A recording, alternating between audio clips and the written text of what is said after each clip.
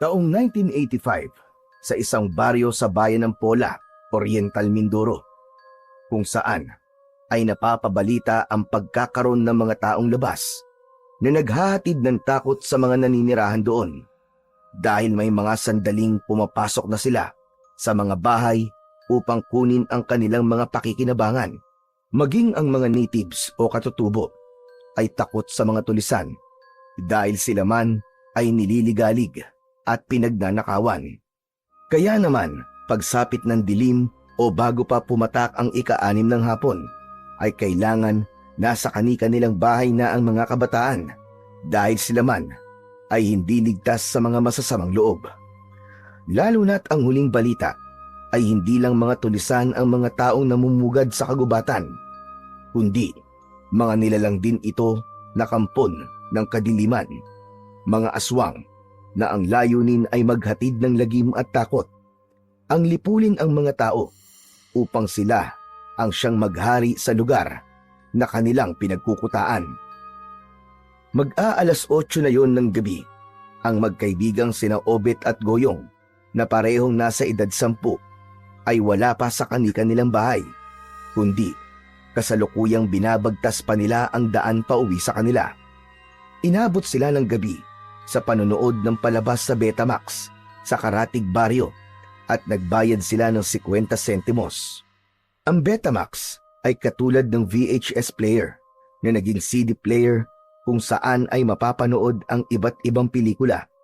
Paborito kasi nila ang bida sa pelikula na kanilang pinapanood. Pelikula yon ng hinahangaan nilang si Fernando Poe Jr., Ang Panday, ang titulo.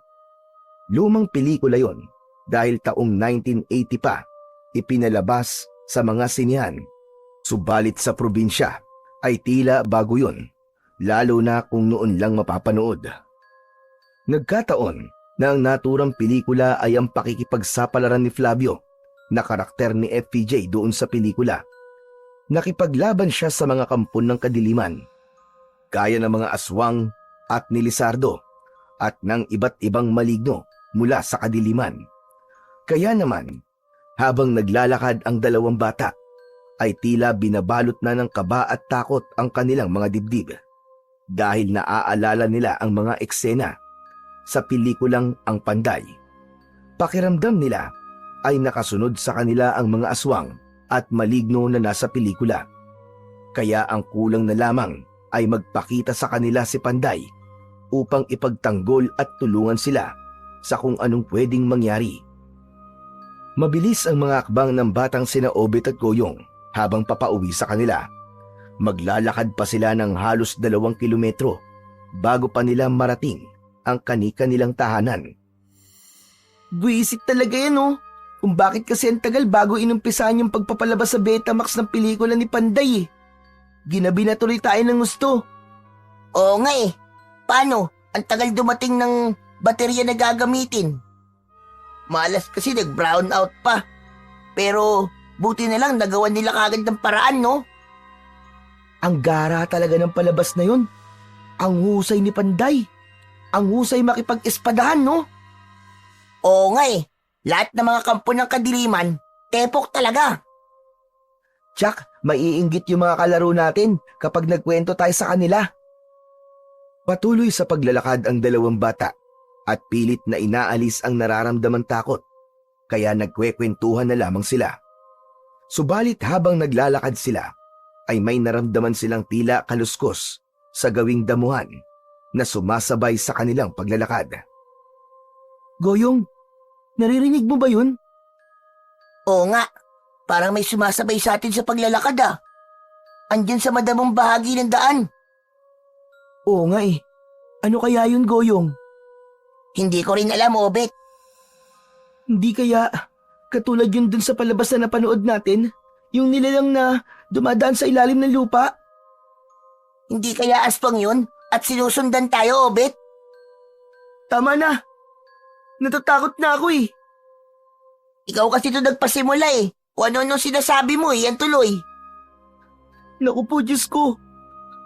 Kaya na naman siya. Talaga nakasunod sa atin, Goyong. Ganito na lang, Obet. Bibilang ako hanggang 5. Tapos, Sabay tayong tatakbo ng mabilis ha. O sige, bumilang ka na, umpisahan mo na. Okay. 1, 2, 4. Teka lang, ano ka ba? Bakit 1, 2, 4? Ba't 4 kagad? 3 muna bago 4, Goyong. Ay, sorry. Nagkamali lang. O sige, uulitin ko na. O ito, totoo na to ha. 1, 2, 3, 5. Takbo! Teka lang, mali pa rin. Kulang pa rin 4 muna bago 5. Ayusin mo naman. Oo na, sige na, natataranta kasi ako eh. Last mo na yan ha. Ayusin mo na ang pagbibilang. Oo na. Huwag ka na magreklamo, lalo ako natataranta sa'yo eh. Magbibilang na sana uli si Goyong nang muli nilang maramdaman ang kaluskos na may kasama pang pag-angil ng kung anong nilalang. Huwag na tayo magbilang, Obet. Tumakbo na lang tayo. Nariyan na mga aswang. Yeah! Sandali! Hintayin mo ako, Goyong! Sabay na kumaripas ng takbo ang 2 bata at nakasunod nga sa kanila ang isang aswang na nasa anyo ng isang hayop na katulad ng aso. Umaangil ito at tumutulo ang laway. Hindi naman malaman ng 2 bata kung saan sila tatakbo dahil nakasunod sa kanila ang aswang. Sapagkat may kadiliman ang gabi at ang lugar na tinatakbuhan ng 2 bata ay may mga nakaharang na damo. Hindi nila namalayan ang bangin at halos magkasunod silang nahulog doon. Ilang tanod naman ng barangay na nagpapatrol ang nakakita sa aswang na humabol sa mga bata. Kaya agad na ipinukol sa umaataking halimaw ang kanilang hawak na kawayang buho. Tinamaan naman ang aswang na agad na umatungal. Nasaktan ito at pilit na inalis ang kawayang buho na tumusok sa kanyang katawan. Nagawa nitong alisin ang isang buho na tumusok sa katawan niya. Itutusok pa rin sana ng isa pang lalaki ang hawak na buho nang biglang umatungal ito at saka tumakbo ng papalayo ang aswang. Sa pagtakas na ginawa ng halimaw, ay saka palang pinuntahan ng mga tanod ang 2 bata na nahulog sa may bangin. Agad na hinanap nila ito gamit ang dala nilang flashlight. Nasumpungan nila ang 2 bata na walang malay. Salamat na lamang at hindi kataasan ang bangin na yon at may mga tuyong damo sa ibaba. Kaya hindi masyadong napasama ang pagkakabagsak ng mga ito. Binuhat ng mga tanod ang 2 bata at iniuwi sa kanilang bahay. Labis ang pag-aalala ng mga magulang ni Goyong. Ganon din ang lolo Samuel ni Obet dahil sa nangyari sa kanyang apo. Betapo, may nararamdaman ka bang masakit? Nahihilo ka ba o nasusuka? Hindi po, Lolo Samuel. Ayos lang po ako. Apo, hindi mo kailangan magsinungaling. Sabihin mo sa akin ang totoong nararamdaman mo. Wala nga po, Lolo. Eh ang ulo mo, masakit ba? O nasusuka ka? Konting sakit lang po, Lolo, pero hindi naman po ako nasusuka. Siguro po dahil po to sa bukol ko. Sabi ko na nga po sa inyo ayos lang po ako kaya wag po kayong mag-alala Apo, ayoko lang na may masamang mangyari sa'yo. Wala pong mangyayaring masama sa akin, Lolo Samuel. Pumanatag naman po kayo. Basta, kapag may nararamdaman kang hindi maganda, sabihin mo kagad sa akin ha. Opo, Lolo.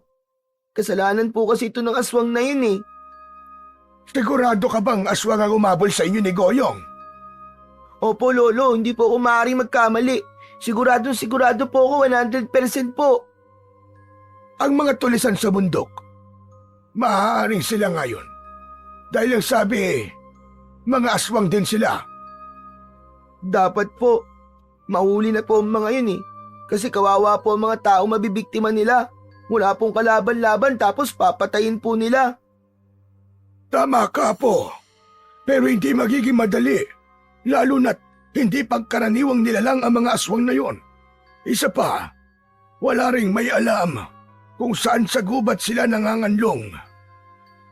Nakakatakot na po dito sa baryo natin, Lolo Samuel. Kaya nga, huwag niyo nang uulitin ang ginawa niyo ni Goyong. Inabot kayo ng gabi sa panonood ng Betamax sa kabilang baryo. Hindi po dapat kami gagabihin kung naumpisahan sana ng maaga ang pagpapalabas ng pelikula ni FPJ eh. Pero ang mahalaga doon, ligtas kayong dalawa na nakauwi. Kaya alam po, tsak na-atake uli ang aswang na humabol sa amin. Malamang hindi yun titigil hanggang wala po siya nabibiktima. Dahil sa nangyari sa dalawang bata, ay iniwasan na nito ang magpaabot ng gabi na nasa labas pa sila ng bahay. Kung manonood man sila ng Betamax sa kabilang baryo, ay sa araw na lang ng Sabado at tiniyak nilang hindi na sila aabutin ng gabi. Yun din ang bilin ng ibang mga magulang sa kani-kanilang mga anak, sapagkat ang naging karanasan ni na Obet at Goyong ay agad na kumalat sa kanilang lugar. Kaya labis na pinag-iingat ang mga kabataan. Hindi naman maiwasan ni Lolo Samuel ang labis na mabahala at mag-alala, lalo na't tanging sina Obet at Lolo Samuel na lamang ang magkasama. Namatay sa sakit ang anak ni Lolo Samuel na si Luisito, ang ama ni Obet. Ang ina naman ng bata na si Alicia ay basta na lang umalis nang namatay si Luisito, na ayon sa mga sabi-sabi ng kapitbahay ay sumama na sa ibang lalaki. Nagkataon naman na patay na rin daw ito dahil isang lalaking nananakit at maraming bisyo ang sinamahan. Iniwan nito si Obet sa binan dahil hindi niya ito kayang bigyan ng maayos na buhay, kaya tanging si Lolo Samuel na lamang ang nag-alaga at nagpalaki kay Obet.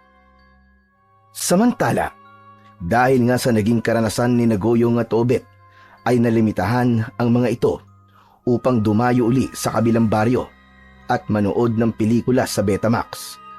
Hindi na madalas gaya ng dati. Nakakalungkot naman, Obet. Paminsan-minsan na lang tayo nakakapanood ng pelikula sa kabilang baryo. Oo nga, Goyong eh. Gusto ko pa namang makapanood ngayon ng pelikula ni FPJ. Kaya lang, siguradong pagagalitan tayo eh. Ay, siya nga pala, Obet. Asan na kaya yung aswang na humabol sa atin? Napatay na kaya yun? Hindi ko rin alam, Goyong. Malamang hindi pa. Kasi may mga napapabalita pa rin na may mga nagiging biktima ng aswang eh. Kawawa naman tong lugar natin kung hindi pa rin matitigil ang nangyayaring lagim dahil sa mga aswang na yon. Nang sabi-sabi pa ng iba ay mga taong labas din daw. Habang nag-uusap ang magkaibigang Obet at Goyong, ay biglang napaaray si Obet. Hinawakan niya ang kanyang ulo. Ah! Aray! Ang sakit! Oo, Obet, bakit? Ano nangyayari sa'yo? Ang ulo ko! Biglang sumakit! Aray! Ah! Ano? Kaya mo pa ba? Masakit pa ba?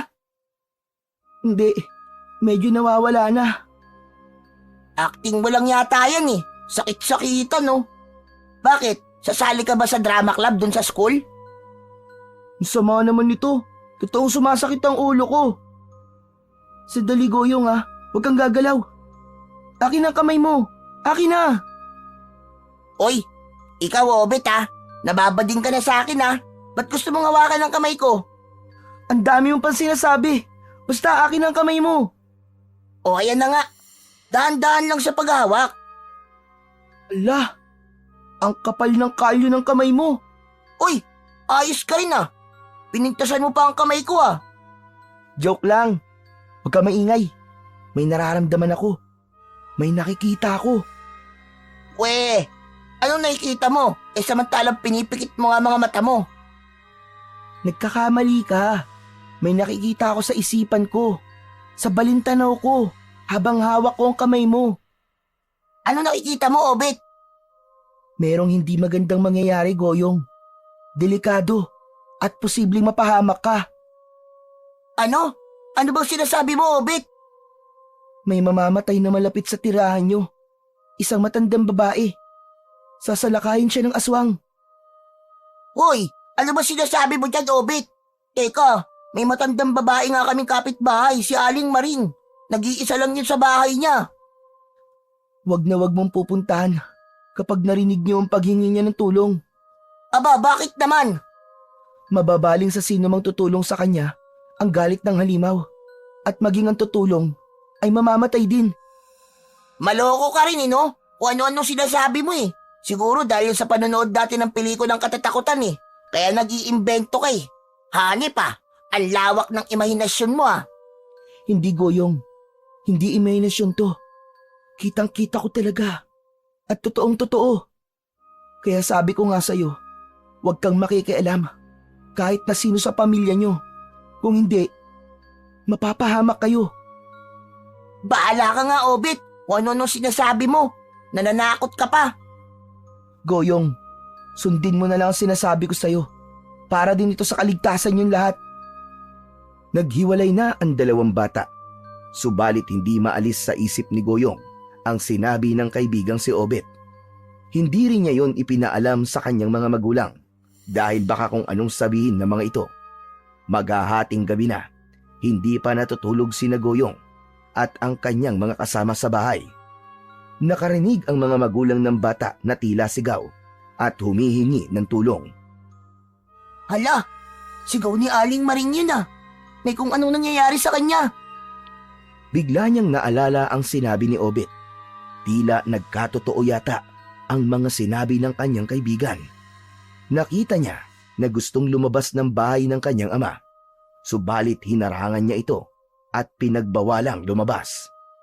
Nagalit naman ang tatay ni Goyong sa kanya dahil sa ginawa nitong pakikialam na lumabas ng bahay ang kanyang ama, kaya ipinaalam na nito sa ama ang mga sinabi ni Obet na maaaring mapahamak ito kapag pinakialaman ang matandang humihingi ng tulong. Dahil sa sinabi ni Goyong, ay tumulong na rin ang kanyang ina para pigilang lumabas ang kanyang ama. Kinabukasan, agad na kumalat sa lugar ni Goyong ang sinapit ni Aling Maring. Pinatay ito ng aswang at ang taong nakarinig ng paghingi ng tulong ay natagpuan ding patay. Kaya 2 tao ang napatay ng aswang ng gabing yun. Gayon na lamang ang pagpapasalamat ng mga magulang ni Goyong sa kanya. Hindi sila napahamak sapagkat sinunod nila ang pakiusap ng anak. Hindi makapaniwala ang mga magulang ng bata kung paanong nalaman ni Obet na mangyayari ang ganung bagay. Ang mga pangyayaring yun ay agad na ipinaalam ni Goyong kay Obet. Kaya nga, laking pasasalamat din ito sa kanyang kaibigan. Samantala, kapag nag-iisa si Obet ay may pangyayari din siyang nakikita tungkol naman sa kanyang lolo Samuel. Minsang patungo ito sa bayan upang may bilhin. Subalit, bago pa umalis ang kanyang lolo, ay sumakit ang kanyang ulo. Kasunod ay tila may nakita siya sa kanyang balintanaw. Magkakaroon ng barilan sa lugar na pupuntahan ng kanyang lolo. Kaya, pinigilan ni Obet na umalis ang kanyang lolo. Ipinagpaliban na lang ang pagtungo sa bayan sa ibang araw. Kinahaponan nga ay napabalita ang naging kaguluhan sa bayan at may mga taong napahamak dahil sa barilang nangyari. Agad yung sinabi ni Lolo Samuel sa kanyang apo. Po, abay tama at sinabi mo sa akin. May kaguluhan nga nangyari sa bayan at marami ang namatay. Kaya nga po pinigilan ko po kayo, Lolo. Yung tungkol sa nangyari sa kapitbahay ni Goyong, nakita mo rin sa isipan yun, hindi ba? Opo, Lolo Samuel. Nagtataka nga po ako. Bakit nakikita ko sa akin balintanaw yung mga aksidente o mga bagay na mangyayari pa lamang? Alam mo, sa tingin ko, Obet, nabuksan ang tinatawag nilang ikatlong mata mo. Ikatlong mata? Lolo Samuel? Oo, Apo. Yun ay tinatawag na third eye. Yun ay katangian ng isang tao na makita ang hinaharap at kadalasan yung mga hindi magagandang pangyayari para makapag-ingat at makapaghanda o magbigay babala. Dati naman po, Lolo Samuel, hindi nangyayari yun sa akin eh. Ang kutob ko, nabuksan nga ang ikatlong mata mo o third eye. Dahil sa aksidenteng nangyari sa iyo, Apo, ang pagkahulog niyo ni Goyong sa bangin. Eh bakit? Hindi naman po nangyayari yun kay Goyong.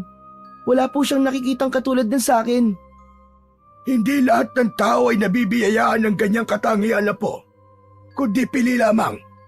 Kaya nga mapalad ka na magkaroon ng ikatlong mata o tinatawag din na tatlong mata. Dahil binigyan ka ng pagkakataon na makita ang mga mangyayari. Nakakatakot din po, Lolo Samuel. Kaya lang nga po, hindi lamang mga mangyayari sa hinaharap ang pwede mong makita, kundi maging ang mga maligno at kampon ng kadiliman ay posibleng makita mo rin. Mga nilalang na hindi makikita ng pangkaraniwang tao, subalit makikita mo sila. Habang kausap ni Lolo Samuel ang kanyang apong si Obet, ay nagulat ang matanda nang biglang mapaurong ang bata. Nanlaki naman ang mga mata nito na may halong pagtataka. Bakit apo? Ano ba nangyayari sa iyo? Napapitlag ka at napaurong. Lolo, may nakita po akong ibang tao sa likod nyo. Sa likod ko, may ibang tao. Aba, nasa na siya? Umalis na po siya, Lolo. Sa tingin ko po, kaluluwa siya. Kita mo na. Gaya ng nasabi ko sa iyo, bukas ang iyong ikatlong mata. Kaya dapat ay masanay ka na. Magiging pangkaraniwan na lamang sa iyo na makakita ng mga nilalang mula sa ibang daigdig. Makakaengkwentro mo sila. Makakahalubilo mo.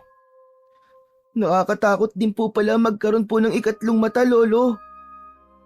Kung may hindi ito mabuting idudulot, may mabuti rin naman. Dahil maiiwasan mo ang isang hindi magandang bagay na mangyayari. At maaari ka ring makapag-ingat. Kung sa bagay po, tama po kayo. Kaya nga, naisip ko na ito na rin marahil ang takdang panahon na po upang magamit mo ang matagal ko ng pinaka-iingat-ingatan. Pinaka-iniingat-ingatan po, Lolo? Oo apo, tama ka. Ang natutulog na medalyon. Natutulog na medalyon? Meron po bang ganun, Lolo? Bakit po natutulog? Dahil matagal na panahon na itong hindi nagagamit, kaya tila natutulog na. Nakabaon lamang ito sa ilalim ng lupa upang hindi ito makuha ng kung sino mang maghahangad nito. Meron ding orasyon ang pinagbaunan, kaya ang tanging makakakuha nito ay kung sino lamang ang nagbaon. Dahil dapat din itong orasyonan bago hukayin. Samantala, sa kagubatan kung saan pinaniniwalaan na pinamumugaran ng mga taong labas na sinasabing mga kampundin ng kadiliman, sapagkat may lahi silang aswang, ang grupong ito ay pinamumunuan ng isang babae na tinatawag nila na Suprema. Siya ang kinatatakutan at iginagalang na pinuno ng grupo. Kinakapos na naman tayo ng mga pagkain. Kaya kailangan natin lumakad. Suprema, hindi na tayo maaaring kumilos gaya ng dati. Anong ibig mo sabihin, Eladio? Dahil po sa mga dumaraming biktima ng ating grupo, ay nagsasagawa na ng paghahanda mga residente. At ano naman ang ikinakatakot mo, Eladio? Ayoko lamang po na maubos tayo. Kung kikilos tayo na hindi nakakapaghanda at napag-iisipan ang gagawin natin. Kaya nga tayo nandito sa bundok. Dahil dito natin dadalhin ang mga tao maihikayat natin para sumama sa ating grupo. Sila yung mga nakakaranas ng kaapihan mula sa mga maimpluwensyang tao, sa mga politikong puro ng kabulukan at mga kapitalista na umaalipin sa ating mga kababayan. Sila ang kailangan mahikayat natin para mas lalo tayong lumakas. Dahil ang ibig ng ating samahan ay isang pamahalaang may pagkapantay-pantay. Alam ko naman po yun, Suprema. Kapag naparami na natin ang ating pangkat, kasabay noon ay ang inaasam-asam natin na pagkakapantay-pantay. Dahil sila man ay magiging kauri natin, magiging aswang din sila. At sa pagiging aswang, naroon ang pagkakapantay-pantay na hinahangad natin. Tayo ang masusunod at magpapatakbo ng pamahalaang hangad natin. Yan din naman ang nais kong mangyari, Suprema. Kaya nga, huwag kang mag-isip ng mga bagay na ikasisira at ikahihina ng ating samahan. Hanggat ako ang namumuno, hindi ko hahayaang mauwi sa wala ang lahat ng ating pinaghirapan. Naiintindihan mo ba ako, Eladio? Opo, Suprema. Sige na, sabihin mo sa mga kasama natin na magsipaghanda sila. Dahil ngayong gabi ay kailangan kumilos tayo. Nararapat maragdagan ang imbak nating pagkain. Dapat may negosyante tayo makumbinsi upang magbigay sa atin ng ating mga kailangan. Dahil kung hindi siya susunod sa atin, mas malaki ang mawawala sa kanila. Tama kayo, Suprema. May mga mangyayaring hindi maganda sa kanilang mga negosyo. Tama ka, Eladio. Kaya mas gugustuhin nilang magbigay na lang ng porsyento ng parte natin. Kesa mas malaki pa ang malugi sa kanila. Ngayon din, kakausapin ko ang ating mga kasama para sa ating pinaplano. Samantala, sa bahay ni na Lolo Samuel ay magkasama ang maglolo sa likod ng bahay. Dala ng matanda ang isang pala para sa gagawin nilang paghuhukay. Gaya ng sinabi ng matanda kay Obet, may iniingatan siyang isang natutulog na medalyon at ito'y nakahimlay sa ilalim ng lupa. Agad namang natagpuan ni Lolo Samuel ang pinagbaunan niya sa medalyon dahil sa isang matigas na batong ginawa niyang pananda. Nagpatulong siya kay Obet upang galawin ang bato at alisin sa pwesto nito. Hindi kalakihan ang bato na yon, subalit kakaiba ang taglay na tigas at bigat nito. Ang bigat po! Ang bigat po sobra, Lolo Samuel! Sadyang mabigat ang batong nakadagan sa pinagbaunan ko sa medalyon. Kaya isang malakas na tulak, Papo. Heto na, sabay tayo! Ayan! Nagagalaw na po natin, Lolo! Saglit na pumikit si Lolo Samuel at inilagay ang kanyang mga kamay sa lupa kung saan inalis ang nakaharang na bato. Habang nakapikit, ay umusal ito ng isang dasal. Nagsagawa ng orasyon upang maging madali ang gagawing paghuhukay. Dahil kung hindi mo na oorasyonan ang lugar na pinagbaunan sa medalyon, ay maaaring hindi ito makita kahit pa alam na alam ang pinagbaunan. Nang matapos ang orasyon, ay hinihanda na ni Lolo Samuel ang gagamitin sa paghuhukay. Ngayon naman, ay sisimulan ko ng hukayin para hanapin ang maliit na sisidlan na yari sa stainless na pinaglalagyan ko sa medalyon. Lolo, sandali po! Bakit Apo? Nanlalaki na naman ang mga mata mo. Lolo, may nakikita na naman po ako sa tabi niyo. At parang galit po siya sa inyo. Isang kakaibang nilalang po. Nagsimula na namang gumana ang iyong third eye, Apo. Kaya kung ano-ano na naman ang nakikita mo, ang lugar na kinaroroonan natin ngayon ay lugar na sinasabing tirahan ng iba't ibang nilalang na gaya mo lang ang makakakita dahil sa taglay mong third eye. At kahit ako, hindi ko sila makikita. Lolo, bakit kasi sa ganitong klaseng lugar mo ibinaon ng medalyon? Dahil silang mga nilalang ang maaaring maging bantay nito. Ang totoo, hindi lahat ng mga nakikitang nilalang ng taong may third eye ay mapanganib. Ang iba sadyang nagpapakita lamang, subalit wala silang intensyong manakit. Ipinababatid lamang nila na bahagi pa rin sila ng mundong ito. Pero may masasamang nilalang din po na pwede akong makita, Lolo Samuel. Tama ka po. Ganun na nga. Habang nag-uusap ang maglolo, ay patuloy naman sa paghuhukay si Lolo Samuel gamit ang pala. Hindi matigas ang lupang pinagbaunan, kaya hindi nahirapan ang matandang lalaki na hukayin ang kanilang hinahanap. Hanggang sa merong tamaan ng pala si Lolo Samuel. Ayun, Lolo! May matigas na bagay kang tinamaan! Mukhang yun na ang hinahanap natin, Apo. Inihintunan ni Lolo Samuel ang paghuhukay gamit ang pala, kundi kamay na lamang niya ang kanyang ginamit upang kapain ang matigas na bagay na tinamaan niya. Maya-maya lang ay napangiti ng malaki ang matandang lalaki. Ito na nga yun, Apo. Nahanap ko na. Agad na inalis ni Lolo Samuel sa hukay ang natagpuang lalagyan ng medalyon.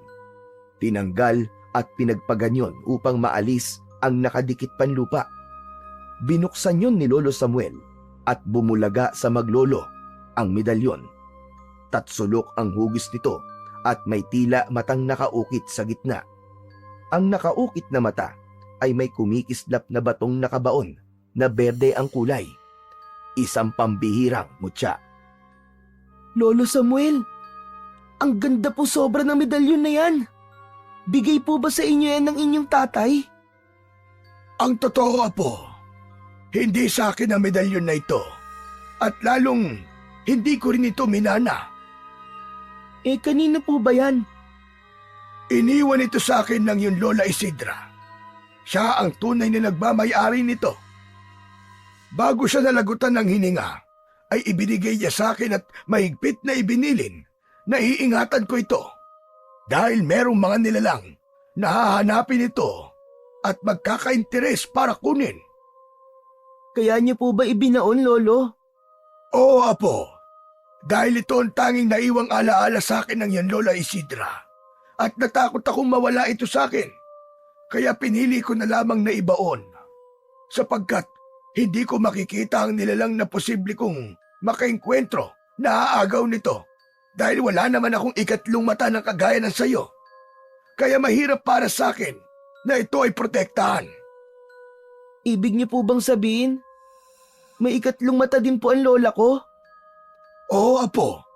Katulad mo, ay bukas din ang kanyang ikatlong mata. Kaya nga, nagagawa niyang protektahan ng medalyon at naging mahusay din na antingera ang iyong Lola Isidra. Pero, bakit po ba siya namatay kagad, Lo? Eh nagtataglay pala siya ng medalyong may taglay na lakas at kapangyarihan. Ang sakit na likas mula sa loob ng ating katawan dahil sa pagkakaroon ng problema sa sistema ng katawan natin ay hindi kayang gamutin at kontrahin ng medalyong ito. Bagkus, ang mga masasamang ginagawa ng mga nilalang na naninirahan dito sa ating mundo, yun lang ang kayang kontrahin. Doon nagkakaroon ng bisa ang medalyon, nagagawang pigilan, lalo na kung ito ay masamang gawain. Sakit sa bituka ang naging karamdaman ng lola mo. Naging dahilan ng kanyang panghihina hanggang sa ikamatay niya. Ganun po ba, Lolo? Kaya nga, sadyang para sa iyo medalyong ito, Apo. Ikaw lamang ang maaaring pasahan at gumamit nito. Lalo na't hindi kayo nagkakalayo sa taglay na katangian ng iyong Lola Isidra dahil sa pagkakaroon nyo ng ikatlong mata. Sigurado po ba kayo, Lolo Samuel, na para sa akin po talaga to? Oo, Bet.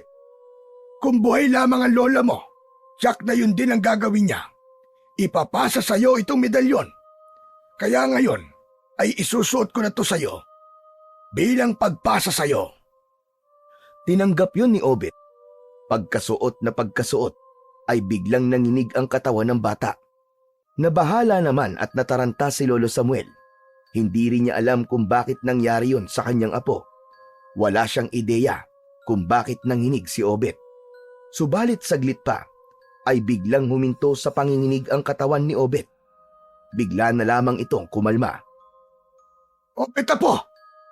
Ano nang pakiramdam mo? Ayos ka lang ba? Opo, Lolo. Okay lang po ako. Pero kanina lang, para kang bulating inasinan.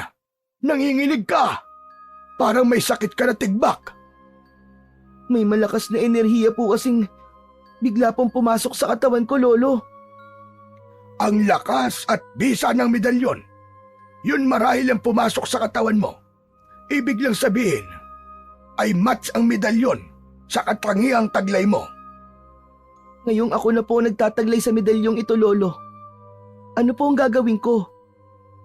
Sa iyong mga kamay nakasalalay ang pagtatanggol sa mga taga rito sa ating baryo.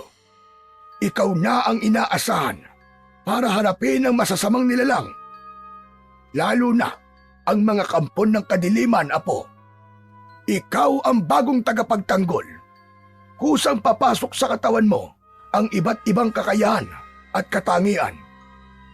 Kakayanin ko po kaya yun, Lolo Samuel? Isa lamang po akong bata. Tama ka, isa ka lamang bata. Subalit, hindi gaya ng isang batang pangkaraniwan ang magiging lakas at kakayahan mo, Apo. Kundi, namumukod-tangi ka. Biglang natulala at napatingin sa kawalan si Obet. Nanlalaki ang mga mata nito na tila nagugulat sa kanyang nakikita at pinapanood na nasa isipan nito. Kaya napilitang tanungin ni Samuel ang naging reaksyon ng kanyang apo. Bakit, Apo? Ano bang nangyayari? Bigla ka na lamang tumahimik. May nakikita ka ba? Lolo, may nararamdaman at nakikita po ako sa aking isipan. Anong nakikita mo, Apo? Sabihin mo sa akin. Sunog. Isang sunog po, Lolo Samuel. May malaking sunog po ang mangyayari po dito po sa baryo natin. At kagagawan po yun ng mga aswang. May masama po silang binabalak.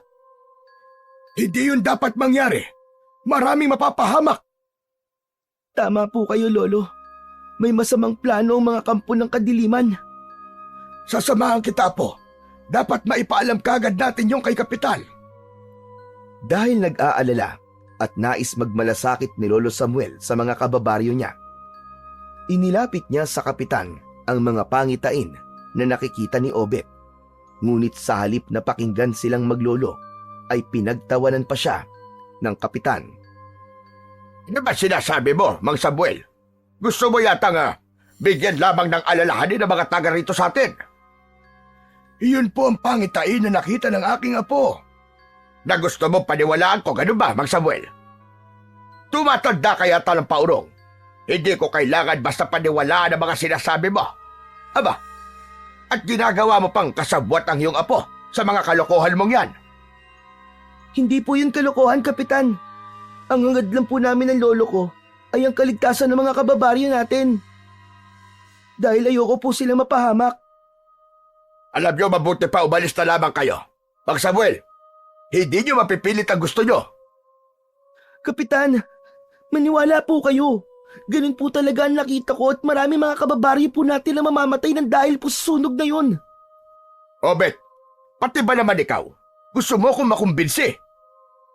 Nakikiusap po ako, Kapitan.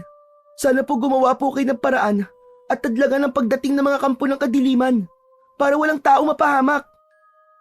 Nagmatigas ang kapitan. Hindi nila binigyan ng halaga at pinakinggan ang mga sinabi ng maglolo. Inisip pang baka nasisiraan na ng ulo ang maglolo. Umuwing bigo sina Lolo Samuel. Hindi sila pinakinggan ng kapitan. Inakala po nila na gumagawa po lamang tayo ng kwento, Lolo Samuel. Kung sa bagay, mahirap ng paniwalaan niyo na po na sabihing magkakaroon ng malaking sunog dito sa baryo na kagagawa ng masasamang elemento. Hindi po natin nakuha ang kanilang tulong, Lolo. Kapag nangyari yun na po, saka pa lamang sila maniniwala. Pero ayoko pong mangyari yun, Lolo. Kawawa po ang mga madadamay. Lalo na po ang mga mamamatay. Pati ang mga katulad kong bata na masasaktan. Apo, nasa iyo na ang pagpapasya.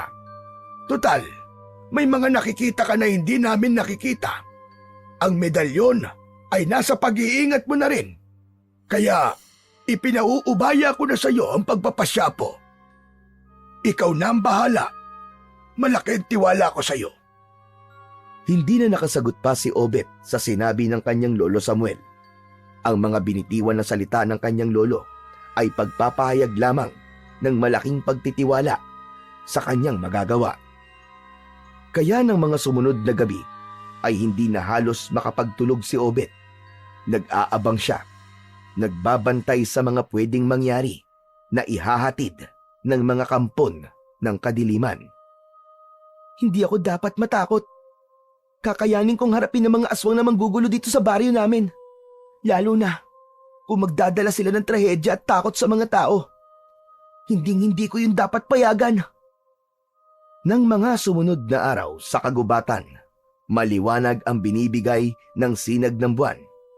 Ang mga aswang na pinamumunuan ni Suprema ay nakahanda na sa gagawing pagsalakay sa baryo Batulao. Isang malaking pag-atake ang kanilang planong gawin dahil ang nais nila'y lisanin ng mga naninirahan sa baryo ang kani-kanilang mga tirahan upang mula sa kagubatan ay makalipat sila sa baryo at doon nila palaganapin ang kanilang pangkat. Doon nila palalakasin at padadamihin ang kanilang lahi. Nagsimula ng bumaba ng kagubatan ang iba't ibang mga aswang na mula sa kabundukan. Sila ang mga taong labas na piniling mamundok para sa kanilang ipinaglalaban. Samantala, mula naman sa kinaroroonan ni Obet na nakaupo sa upuang kawayan ay napapitlag ang bata. Napansin naman yon ng kanyang lolo Samuel. Akita po, anong nakita mo? Lolo, hindi maaari ito. Parating na po sila. Nakita ko po sa aking balintanaw. Ang mga aswang ba ang tinutukoy mo, Apo? Opo, Lolo Samuel. Aatake na po sila dito sa baryo Batulao. May dalang sulong ilan sa kanila. Yun marahil ang gagamitin nila para lumikha ng sunog. Gawin mo ang makakaya mo, Apo, para hadlangan sila. Hindi sila maaaring magtagumpay. Sige po, Lolo Samuel. Gagawin ko po ang lahat ng aking makakaya. Lumabas na ng bahay ang bata. Ang tanging sandatang dala niya ay isang punyal at ang medalyon na nakakwintas sa kanyang leeg. Maging ang kanyang katangian at kakayahan na makita ang mga magaganap sa hinaharap gamit ang kanyang ikatlong mata. Samantala, sa pangunguna naman ng pinuno ng mga aswang na si Suprema, ay mabilis na narating ng pangkat ng mga tulisan ang bukana ng baryo Batulao. Sa pagdating nila sa bukana, ay sinimulan na nga ng ilan sa mga ito ang magpalit ng anyo sa pagiging aswang. May nakatalaga na para sa pag-aasik ng lagim at sindakin ang mga residente. May mga nakatalaga para sa pagkuha ng mga pagkain. At meron ding ang gawain ay manunog ng mga bahay. Gawin nyo na ang ibinigay ko sa inyong kampanin. Kailangan maging matagumpay ang ating plano. Hindi tayo dapat mabigo. Ipakita at iparamdam natin sa mga taga rito na hindi tayo nagbibiro. Itaboy ang dapat na itaboy upang lisanin nila ang lugar na ito. Sige na! Kumilos na kayo! Nagkanya-kanya na ng lakad ang mga alagad ni Suprema. Handa nilang gawin ang utos ng kanilang pinuno dahil naniniwala sila na si Suprema ang magdadala sa kanila ng buhay na kanilang hinihintay. Buhay ng pagkapantay-pantay, buhay na sagana at kinatatakutan, buhay na kanilang niyakap, buhay tulisan at pagiging bahagi ng lahing aswang. Samantala, naiwan sa kanilang kubo si Lolo Samuel. Hindi niya maaaring samahan si Obet upang harapin ang mga kampon ng kadiliman. Kaya ang tanging magagawa niya ay minsan pang magsagawa ng ritual para sa orasyon upang patuloy na manatili ang bisa ng medalyon at maprotektahan ang kanyang apo sa kakaharapin nitong laban. Nag-umpisa nang magasik ng lagim ang mga aswang. Unang pinuntirya ng mga ito ang mga alagang hayop. Ginawa nilang biktima ang mga ito dahil wala silang makitang tao sa labas, sapagkat karamihan sa kanila ay nasa loob ng kani-kanilang mga bahay. Dinig ng mga taong nasa loob ng bahay ang nangyayari sa labas at nakikita rin nila sa pamamagitan ng pagsilip sa kani-kanilang mga bintana. Hinarap ni Obet ang mga aswang na nambibiktima ng mga alagang hayop. Binalaan niya ang mga yon. Hoy! Mga pangit na aswang! Itigil niyo yan! Hindi na kayo naawa sa mga hayop! Wala naman silang masamang ginagawa sa inyo! Tumigil sa kanilang pambibiktima ang mga aswang at tumitig ng matalim kay Obet, pero ipinagpatuloy pa rin ng mga halimaw ang kanilang ginagawa. Aba, talaga matigas sa mga ulo nyo Ayaw nyo akong pakinggan Sinugod ni Obet ang mga halimaw. Hindi sanay sa pakikipaglaban ng bata. Subalit dahil sa enerhiyang bigay ng medalyon, ay nagkaroon siya ng kakaibang lakas at bilis. Maging ang tapang upang humarap sa mga kampon ng kadiliman. Nasugatan niya ang mga aswang na kanyang inatake. Sa simula ay minaliit na mga aswang ang batang si Obet. Inisip nila na kayang-kaya nila ito, subalit yun ang kanilang malaking pagkakamali sapagkat hindi nila kinaya ang bilis at liksi ni Obet.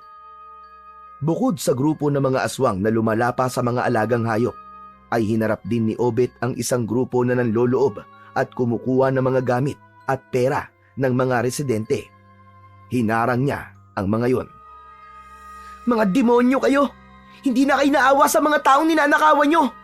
Pinaghirapan nila ang mga kinuha nyo sa kanila! Itigil nyo ang ginagawa nyo! Kung hindi, may paglalagyan kayo sa akin! Tila walang narinig ang mga lalaking kaharap ni Obet. Tinawanan pa siya ng mga ito. Aba, nagtatapang-tapangan ng isang paslit. Bakit? May magagawa ka ba para pigilan kami? Oo! Kaya ko kayo! Ang tapang ng bubwit na to Baka isang pitik ko lang sa'yo, tumalsik ka na. Ano akala mo sa akin, Goma? Sa isang pitik lang tatalsik kagad? Gusto mo talaga kami subukan? O sige, pagbibigyan kita. Mga kasama, ako na ang bahala sa uhuging bata na ito na nagtatapag-tapangan. Naganda na ang lalaki upang sumugod kay Obet. Agad namang hinawakan ng bata ang kanyang suot na medalyon. Una niyang ipinanghawak ang kanyang kanang kamay at sunod ay ang kaliwa niyang kamay. Mula sa medalyon ay may enerhiyang inilabasyon na pumasok sa mga kamao ni Obet. Ano bata? Handa ka na bang tumalsik na parang goma? Oo, kanina pa! Unang sumugod at agad na inupakan ng lalaki si Obet. Subalit mabilis siyang naiwasan ng bata. Aba! Mabilis kang uhuging bata ka! Pinasisiklaban mo ba ako? O ano? Kaya mo pa ba? Talagang hinahamon mo kung mayabang kang bata ka Sige, humanda ka. At baka kapag nakatulog ka sa suntok ko, ay bukas ka na magising. Kung mamalasin, baka hindi ka na magising pa. Ang dami mong satsat! Ano? Naiinip na ako sa sapak mo! Naiinip pala? Heto! Isang malakas na suntok ang pinakawalan ng lalaki patungo kay Obet. Hindi na yun iniwasan pa ng bata, kundi sinalo nito ang kamao ng lalaki, saka pinisilyon. Itinodo niya ang pagpisil sa kamao ng hambog na lalaki. Napangiwi ito nang dahil sa labis na sakit. Aray! Aray ang kamao ko! Ang kamao ko, aray! Huwag ka kasing hambog. Nauuna ang yabang sa'yo Hindi mo pala kaya kaharap ang minamaliit mo. Dudurugin ko ngayon ang kamay mo. Lalong diniinan ni Obet ang pagkakapisil niya sa kamao ng lalaki. Tumunog yun na tila may nadurog na buto. Aray ko! Walang yakang bata ka! Dinurog mo ang buto sa kamay ko! Aray! Ang sakit! Tama lang yan sa'yo, hambog! Ang ilang kasama ng lalaki na bumibuelo upang sumugod sana at tulungan ng kasama, ngunit biglang napaurong. Sige! Lapit kayo! Lapit! Para madurog din ang mga kamao nyo, gaya ng kasama nyo! Natakot na lumapit ang iba pa kay Obet, kundi tinulungan na lamang nila ang kasama upang tumakbo papalayo. Dahil sa pagiging abala ni Obet sa ilang grupo ng tulisan at aswang, hindi niya na nabigyan ng oras ang isa pang grupo na nagsimulang manunog ng mga bahay. Kaya nagawa na nito ang kanilang pakay at may mga bahay na nagsimulang kainin ng apoy. Hindi maaari! Lumalaki lang ang apoy at gumagapang na ito sa ibang mga bahay! Itigil niyo ang ginagawa niyo! Huwag niyo sunugin ang mga bahay! Hindi mo kami mapipigilan, bata! Hindi mo kami mapipigilan, bata! Aba, talagang ayaw niyo paawat Humanda kayo sa akin ngayon! Agad na sinunggaban ni Obet ang mga lalaking may hawak na sulo at inagaw ang mga sulo sa kahinataw sa mga ito. Ang titigas talaga ng mga mukha nyo! Ibig pa sanang maglaban ng mga ito, subalit naunahan sila ni Obet. Sunod-sunod na suntok ang pinakawalan nito. Bagsak sa lupa ang ilang lalaki. Gaganti pa sana ang iba, subalit agad na sumugod ang bata. Dahil ramdam nilang hindi nila kakayanin si Obet, kaya tumakbo na lang ang mga ito papalayo. Wala na ang mga lalaking nanunog ng bahay, subalit ang malaking problema ni Obet ay kung paano maaapula ang sunog na patuloy sa paglaki. Nagsipaglabasan na rin ang mga nakatira sa bahay na nasusunog, maging sa mga bahay na hindi pa inaabot ng apoy. Lahat sila ay kani-kanilang kuha ng tubig upang apulahin ang paglaki ng sunog. Alam ni Obet na may taglay siyang lakas at kapangyarihan para labanan ang mga kampon ng kadiliman, subalit hindi sakop ng bisa mula sa medalyon ang pag-apula sa sunog, dahil tanging tubig lamang ang maaaring magpahinto sa nangyayaring sunog. Bayanihan ang ginawa ng mga residente. Mula sa ilog na malapit lang sa nangyayaring sunog ay agad nagtulong-tulong ang mga tao upang kumuha ng tubig. Kasamang tumutulong roon si Obet sa pagsalok ng tubig upang pagsikapan nilang apulahin ang apoy. Mga babae, lalaki at mga bata ay sama-samang kumikilos para mapatigil ang pananalasa ng apoy. Dahil sa pagtutulungan at bayanihang ginawa ng mga residente, ay naapula ang apoy. Yun nga lang, merong mga bahay na nasunog at ari-ari ang natupok. Ang mga pangyayaring yun ay nakarating sa kaalaman ng kapitan ng baryo. Agad nitong naalala ang mga sinabi at pakiusap ni na Lolo Samuel at Obet na kailangang maghanda sila dahil sa malaking sunog na posibleng mangyari sa kanilang baryo. Subalit ipinagkibit balikat lang yun ng kapitan. Inisip kasi niya na isang kalokohan at gumagawa lang ng kwento ang maglolo. Subalit ngayon nga ay napatunayan niyang tama ang mga sinabi ni Lolo Samuel at Obet. Kaya kinabukasan ay agad na humingi ng tulong si kapitan sa mga opisyales ng pamahalaan sa kanilang bayan upang matulungan ang mga biktima ng sunog. Ipinatawag rin ng kapitan sina Lolo Samuel at Obet upang kausapin. Humingi ito ng tawad. Humihingi ako ng paumanhin sa inyo, Mang Samuel. Siguro naman po, Kapitan. Naisip nyo na hindi kalokohan ang mga sinasabi namin. Oo, Mang Samuel. May mga kalalakihan palang nagpunta dito sa baryo at sila may kagagawan ng kawalang-yang yun. Opo, Kapitan.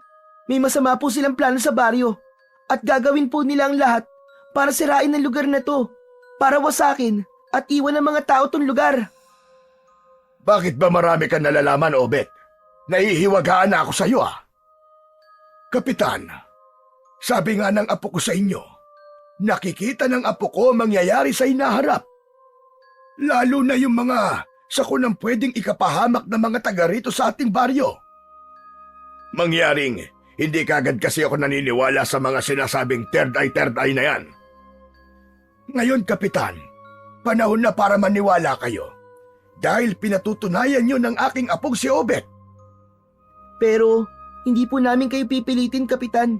Kaya lang, handa pa rin akong sabihin sa inyo kung ano po ang nakikita ko para maiwasan at mapigilan po masamang pwedeng mangyari. Samantala, silipin natin ang kuta ng mga tulisan na nagatid ng gulo at takot sa mga taga-baryo Batulao. Nagngingit-ngit sa galit ang kanilang suprema. Mga inutil! Mga hangal! Mga walang silbi! Hindi nyo nagawa lang maayos sa mga sinabi ko! Bumalpak kayo! Suprema, ginawa naman ng mga alagad natin ang kanilang gawain. Pero kulang pa. Hindi ako kontento sa kanilang ginawa. Bumalik ang iba na takot. Dahil may pumigil sa kanila. Merong nakialama. Yun na nga ang sabi nila, Suprema. Isang paslit daw. Isang bata na may kakaibang kapangyarihang taglay ang nakialam sa kanila. Nakita mo na. Isang paslit. isang batang sipunin ang kinatatakutan nila. Nagpadala sa pananakot ng isang bata. Mga inutil, baka walang silbi. Suprema, ang sabi nga nila ay hindi siya pangkaraniwan. May lakas at kapangyarihan sa taglay, Suprema. Sino ba ang batang yon? Bakit may kapangyarihan siya? Naiintriga ako sa kanya. Kung hahayaan natin ang batang yun, Suprema, siya maaari sumira ng ating mga plano. Dahil tsak, magiging malaki siyang hadlang sa atin. Hindi maaari yon. Hindi ako papayag na mahadlangan ng kahit na sino ang aking plano. Lalo na kung isang paslit na sipunin lamang. Kailangan makita at makilala ko ang batang yon. Hindi matanggap ng Suprema ang balitang yon na nasira ang kanilang mga plano dahil lamang sa isang bata. Sampal yun sa kanya na isang bata lamang pala ang makakahadlang sa kanyang nasimulan. Samantala, sa pag-iisa ni Obet ay muli siyang may nakita sa kanyang balintanaw gamit ang kanyang ikatlong mata. Isang babae.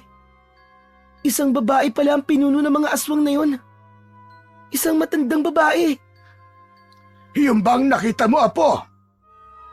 Opo, Lolo Samuel. Siya ang may kagagawa ng kaguluhan. Napakatapang naman ng matandang babaeng yon. Siya ang kailangan kong makaharap, Lolo Samuel. Dahil siya ang nag-uutos para magasik ng takot at kaguluhan dito sa baryo. Ano pang nakikita mo, Apo? Naghahanda uli sila sa isa pang pagsalakay. Hindi talaga sila magpapaawat, Lolo. Hindi sila titigil. Kaya dapat maging handa ulit tayo, Apo. Mainam na nakikita mo ang kanilang mga binabalak para alam mo kung ano ang dapat nating maging plano upang pigilan sila. May nakikita po ako, Lolo Samuel. Kaya lang malabo po. At parang naguguluhan po ako. Ano yon, Samuel? Ano yon? Magkakaharap po kami ng babaeng leader ng mga aswang. Ano ka mo? Magkakainkwentro kayo? Hindi po malinaw. Pero nakikita ko lang, darating ang pagkakataon na magkakaharap po kaming dalawa. Kaya bago pa mangyari yon, dapat maunahan mo siya. Dahil mapanganib ang mga kagaya niya, Apo. Traidor ang mga nilalang ng kampon ng kadiliman. Alam ko po yun, Lolo Samuel. Sa kaisipin mo, Apo, hindi dapat pinapairal ang puso sa pagharap sa mga masasamang nilalang. Minsan, kukunin nila ang iyong loob. Magpapaawa sila, lalo kung nasa peligro ang kanilang buhay. Pero patibong lang nila yon. Dahil na oras na madaig ng awa ang puso mo, sasamantalayin nila yon para unahan ka. Salamat po, Lolo, sa paalala niyo po sa akin. Mapanlil lang ang mga masasamang nilalang, Apo. Kaya wag na wag kang magpapaloko sa kanila. Samantala, ang naging pakikipaglaban ni Obet ay naging usap-usapan dahil bagamat gabi nang nangyari ang pakikipaglaban niya sa mga masasamang nilalang, ay marami pa rin ang nakakita noon. Kaya nang magkaharap ang magkaibigang Obet at Goyong, ay tuwang-tuwa si Obet sa kanyang kaibigan. Wow! Wow naman! Hanip talaga ang kaibigan ko. Iba ka! Idol na kita, Lodi! Wala yun, Goyong. Exercise ko nga lang yung ginawa ko eh. Ayos! Exercise pa lang yun, ha? Paano kung talagang panglaban na ang ginawa mo? Eh di, kawawa talaga sila. Hindi ka rin mayabang sa lagay mo na yan, no, Obet? Hindi, joke lang yun, Goyong. Pero totoong nahirapan din ako. Kasi nga, hindi pangkaraniwan ng mga nakasagupa ko. Ang iba sa kanila ay mga aswang. Pero, hindi pa rin sila nagtagumpay. Nakakalungkot nga lang na di ko kagad naadlangan ang ginawa nilang panununog sa mga bahay. Buti nga hindi nadamay ang bahay namin eh. Pero muntikan na, konting-konti na lang talaga. Isang bahay na lang eh. Susunod na sa amin eh. Alam kong babalik pa ang mga yon, Goyong. Hindi sila titigil hanggat hindi nila nakukuha ang gusto nila. Dapat pala maganda tayo. Ay, teka nga pala, Obet. meron kang hindi sinasabi sa akin. Paano mo nga pala nagawa yun? Paano mo nagawang talunin ng mga masasamang nilalang na yun? Nagkaroon ka rin ba ng power? Bukod dun sa pagkakaroon mo ng third eye? Sabihin mo naman sa akin oh. Gusto ko maging kagaya mo. Pasensya na, Obet ha. Si Lolo Samuel lang ang nakakaalam nun. Ito naman oh. Para kang hindi kaibigan yan ah. Gusto mo pang isikreto sa akin eh. Teka nga. Ang gara niyang kwintas mo ah. Parang kwintas na suot ni Pepeng Agimat yan ah. Yung pelikula na napanood natin doon sa Betamax. Yung palabas ni Ramon Revilla Sr. Ganyan yung suot niyang kwintas eh. Kwan, wala to. Parang kagaya lang nun. Agimat yan no. Siguro bigay ng Lolo Samuel mo no. Siguro, diyan galing yung kakaibang lakas at kapangyarihan mo. Tama ba ako? Agimat nga ba yan? Kwan, Hindi ka makapagsalita no. Nauutal-utal ka eh. Tama ako, Obet. Agimat nga yan. Patingin nga ako. Susubukan ko lang isuot. Hinawakan ni Goyong ang suot na medalyon ng kaibigan. Kaya lamang, tila napaso siya nang hawakan niya yon. Aray! Aray ko! Grabe ang init naman yan! anong ang init? Hindi naman ah. Napaso nga yung kamay ko nung hawakan ko yung kwintas eh. Bakit kasi bigla mo na lang hinahawakan? Tama nga ako. Hindi ako maaaring magkamali. Agimat nga yan. At walang ibang pwedeng humawak niyan, kundi ikaw lang. Dahil sa iyan ibinigay at pinagkatiwala. Hehe, pasensya na Obet ha. Makulit ako. Baka kumapano pa ako sa pakikialam ko sa agimat mo eh. Okay lang yun, Goyong. Pero tama ako, di ba? Diyan galing ang lakas mo. Yan ang nagbibigay sa iyo ng tapang sa pakikipaglaban sa kampo ng kadiliman. Dahil alam ni Obet na hindi siya titigilan ng kanyang makulit na kaibigan, kaya sinabi na lang niya ang totoo dito. Pero meron siyang ibinilin kay Goyong. Sabi ko na nga ba eh. Tama ako eh. Pero Goyong, atin-atin lang yun ha. Dapat walang ibang makakaalam. Saka kaibigan naman kita at pinagkakatiwalaan. Kaya alam kong di mo yun sasabihin sa kahit na kanino. Oo naman, siyempre. Magkaibigan tayo. Kaya maaasahan mo ko at mapagkakatiwalaan. Salamat, Goyong ha. Ipinagmamalaki kita, Obet, dahil nagkaroon ako ng kaibigang kagaya mo. Isang kaibigan na tagapagtanggol ng Baryo Batulaw. Mabuhay si Obet! Mabuhay! Mabuhay ang batang tagapagtanggol! Hoy, ano bang ginagawa mo, Goyong? Kala ko ba hindi mo sasabihin kahit kanino, pinagsisigawan mo pa. Ipinagbubunyi ko lang yung pagiging superhero mo. Ano ka ba? Sabi ko nga sa'yo, atin-atin lang, di ba? Tapos sigaw ka pa ng sigaw, ang ingay-ingay mo. Ay, oo nga pala. Patsensya ka na, sorry. Oo na, sige na. Tara na nga. Saan tayo pupunta? May ililigtas ka ba? Gagawin mo akong sidekick? Hindi no, kundi kukuha tayo ng duwat tapos maglalaro. Ikaw talaga kung ano-anong iniisip mo.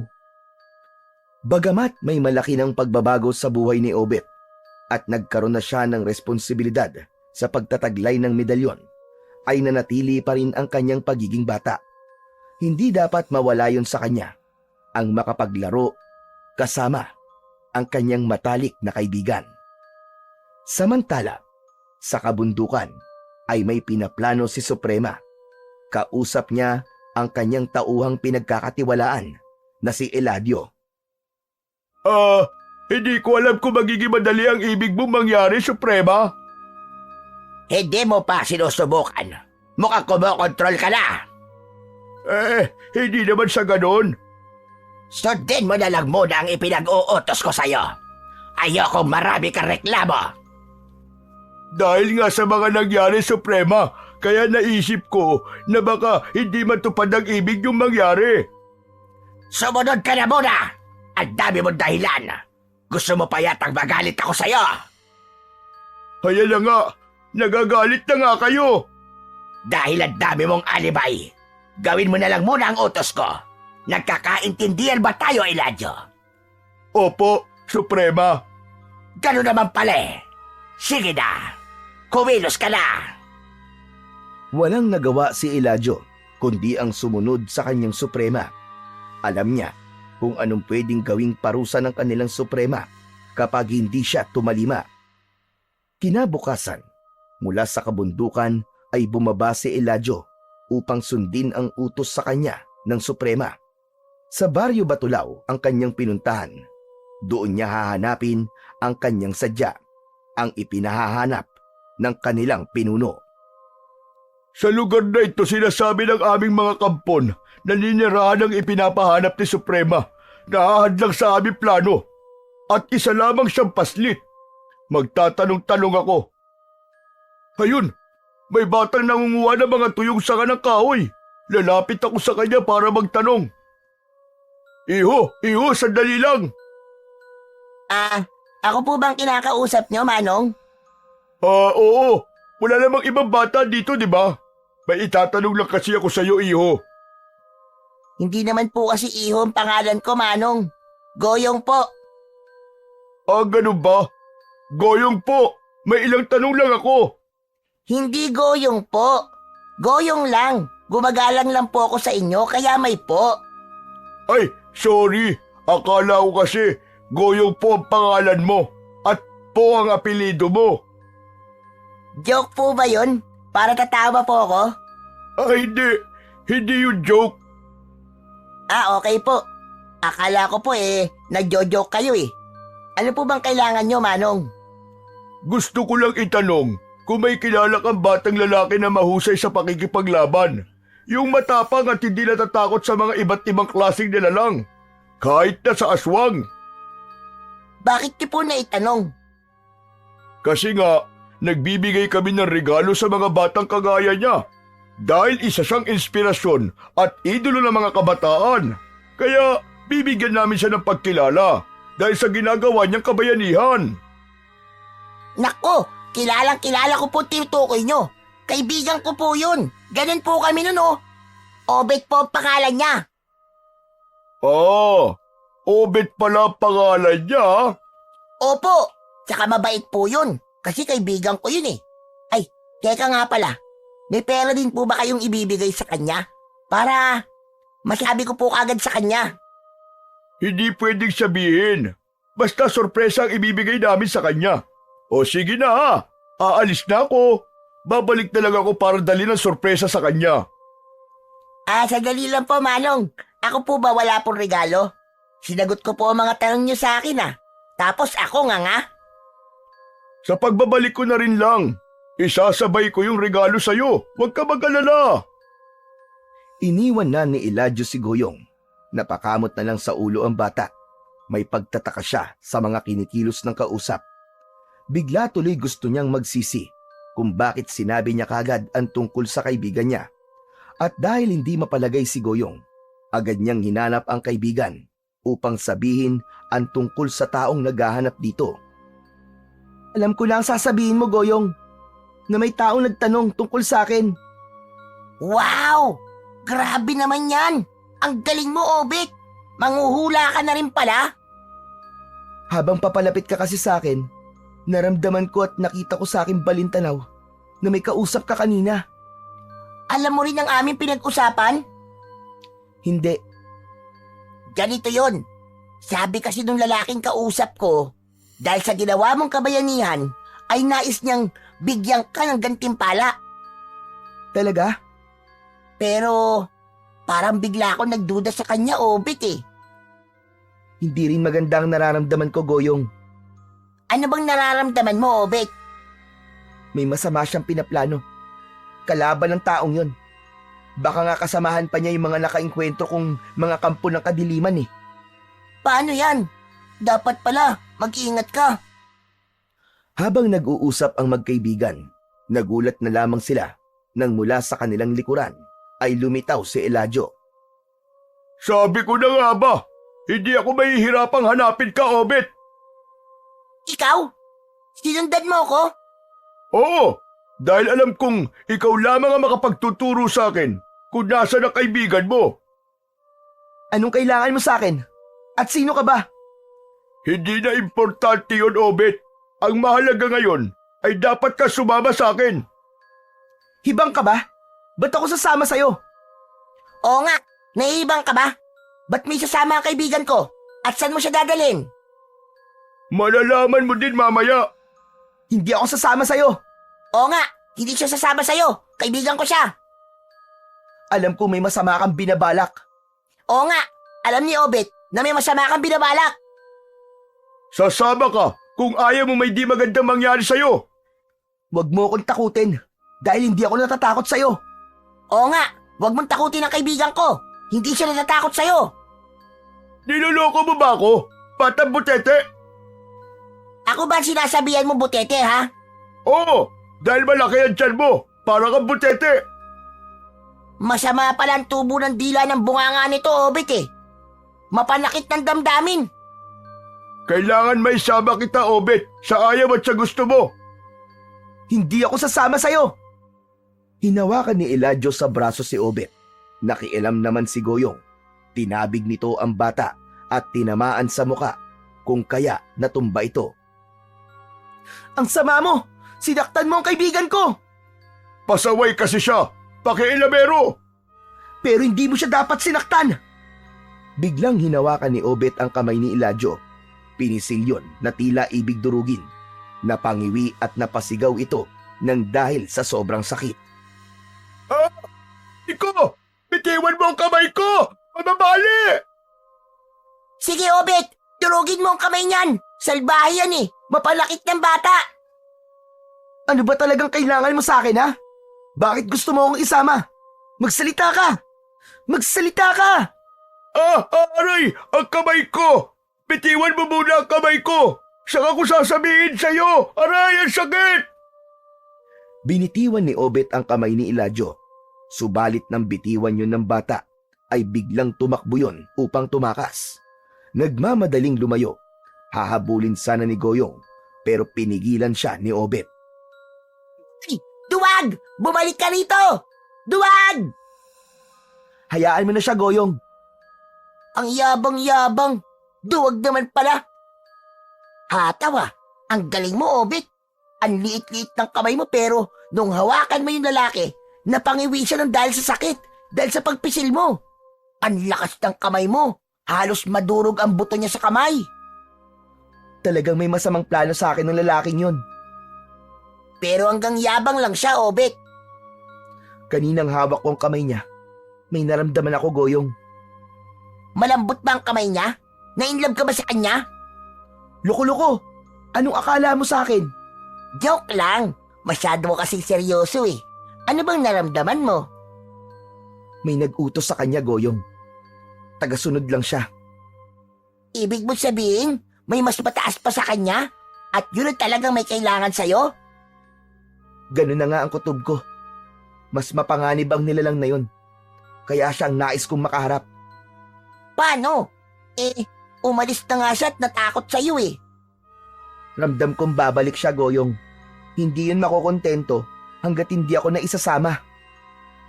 Umuwing bigo si Eladio, kaya ganun na lang ang galit ng Suprema. Sinaktan nito ang kanang kamay. Katulad ka rin nilang inutil, Eladio. Nasa harap mo na pala. Hindi mo nagawang isama dito. Napakawala mo kwenta. Pasensya na po kayo, Suprema. Huwag na po kayo magalit sa akin. Paano hindi ako magagalit? Ay nakakagalit ang ginawa mo. Wala ka silbi. May iba pang pagkakataon, Suprema. Bigyan niyo pa po ako ng isang pagkakataon. Sige, bibigyan kita. Pero kailangan matiyak mong hindi ka napapalpak. Dahil kung hindi, wala nang ikatlong pagkakataon. Dahil sa ikalawang pagkakataon kapag pumalpak ka pa, magkakahulugan na yon ng iyong kamatayan. Naiintindihan ko po, Suprema. Maigi yung nagkakaintindihan tayo. At ayoko nang marinig ang dahilan mo na mas malakas at mapanganib ang paslit na yon. May isip ka, kaya dapat gumawa ka ng paraan. Kaya aasahan ko na sa pagbabalik mo sa kanya, maisasama mo na dito ang paslit na yon. Nang makauwi si Obet sa kanila, ay agad namang ipinaalam niya sa kanyang lolo Samuel ang naging karanasan nila ni Goyong. Isa lang ang ibig sabihin nito, Apo. May naghahangad ng kapahamakan mo. Sila ang mga nakainkwentro mo na ang ibig ay pigilan ka dahil malaki kang hadlang sa anumang pinaplano nila. Hindi sila magtatagumpay, Lolo Samuel. Hindi ko papayagan na magasik sila ng lagim sa ating baryo. Tama yun, Apo. May ipinakita po sa akin ng ikatlong mata ko, Lolo, na tungkol po sa isang nilalang na sa palagay ko ay ang pinakapinuno nila. May iba pa silang binabalak. Hindi po sila titigil. Pero ang plano niya ngayon ay ako ang una nilang nais pigilan. Kaya may masama po silang binabalak sa akin. Pero bago nila magawa yon, dapat ko na silang maunahan. Anong binabalak mo, Apo? Gusto ko pong magkaharap kami. Ako na ang gagawa ng paraan para magkita kami ng lider ng mga aswang. Apo, sigurado ka ba sa gagawin mong yan? Opo, Lolo Samuel. Kaya nga po may naubuo na akong plano. Yun po ang ibig kong ipaalam sa inyo. Habang naghahapunan, ay ipinaalam ni Obet sa kanyang lolo Samuel ang kanyang plano. Dahil pinagkakatiwalaan ng matanda ang kakayahan ng apo, kaya pumayag ito at nangako ang matanda na susuportahan niya anuman ang balak nito. Sapagkat ramdam ni Obet na babalikan siya ng lalaking nakaharap niya, pinili ni Obet na gumala sa lugar kung saan sila nagkita ni Elijah. Paraan niya yon upang agad siyang matagpuan ito. Hindi nga siya nagkamali. Paglipas lang ng ilang araw, ay nagpakita ito. Sabi ko na nga ba at babalik ka. Inaasahan mo na pala ako kung ganun. Naisip ko lang. At kung may masama kang gagawin sa akin, huwag kang magkakamali dahil tuluyan ko nang dudurugin ang kamao mo. Huwag ka mag-alala. Wala ko masamang gagawin. Ang gusto ko lang ay ang makipagkaibigan sa'yo, Obet. Bigla yata nagbago ang ihip ng hangin. Ngayon, gusto mo na ako maging kaibigan. Batid ni Obet na paraan yon ng taong kaharap upang kunin ang kanyang loob. Nakita ko kasi na mahirap ka maging kaaway eh. At sa tingin ko, mas mainam ka maging kaibigan. Nasaan nga pala ang kaibigan mong Butete? Si Goyong, may ginagawa siya. Kaya hindi siya nakarating dito. Dito kasi kami madalas maglaro. Buti naman. Pwede na ba tayo maging magkaibigan, Obet? Oo naman.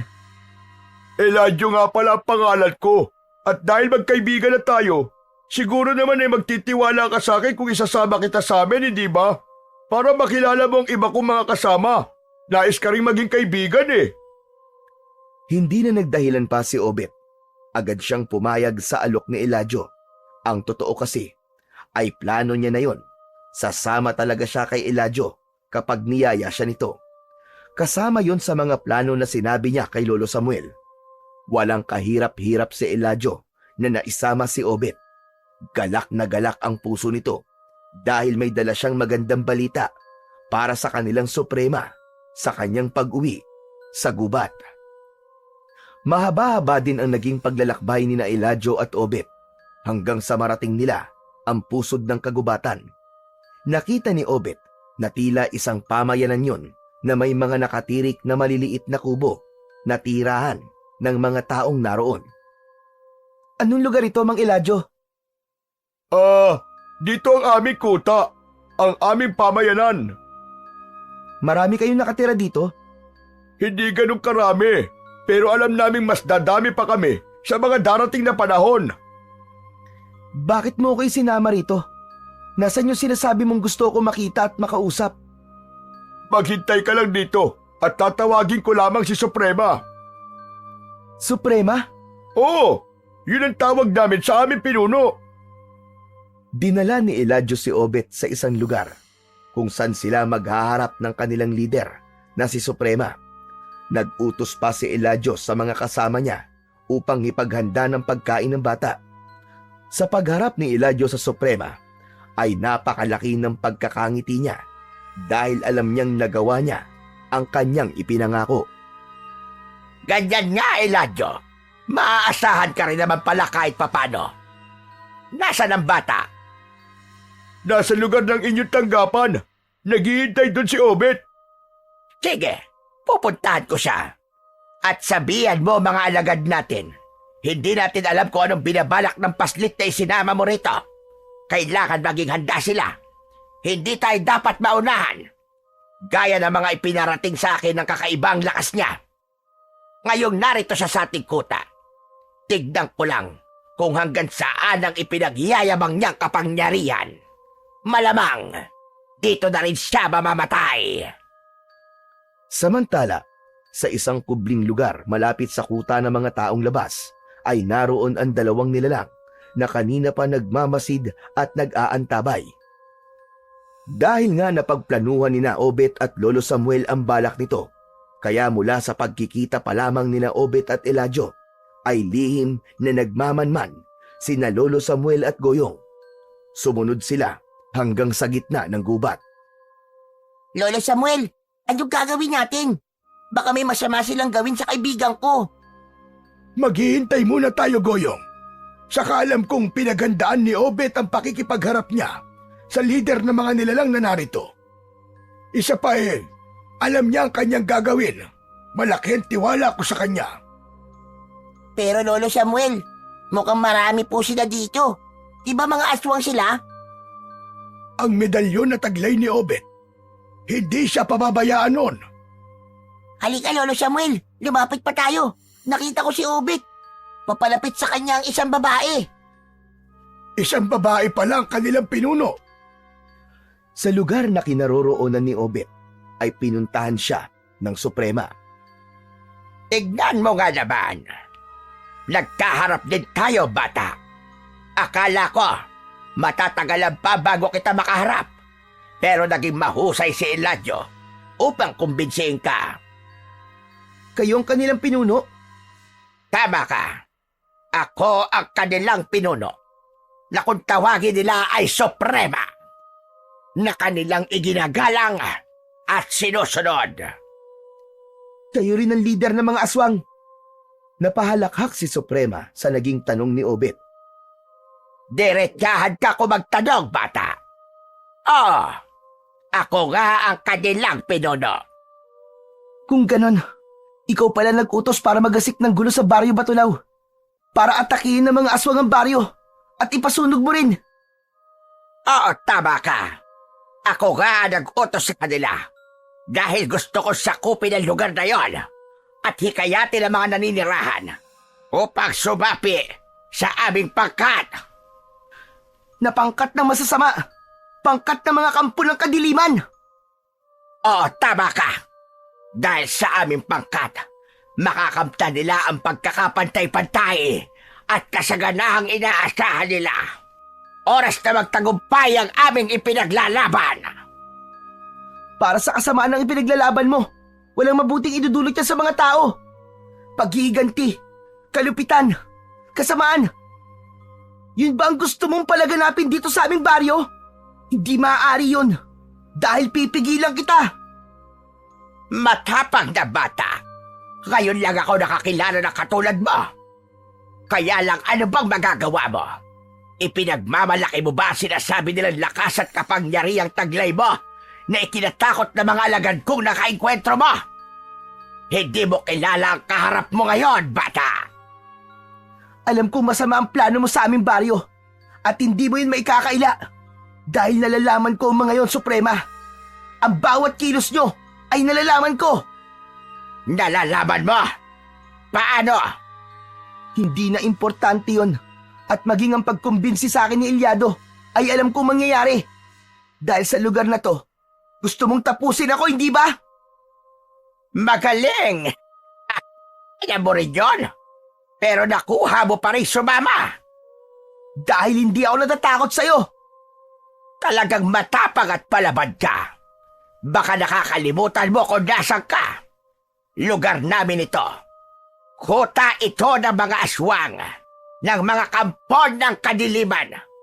At sa pagpunta mo rito, ay hindi ka na makakaalis pa ng buhay!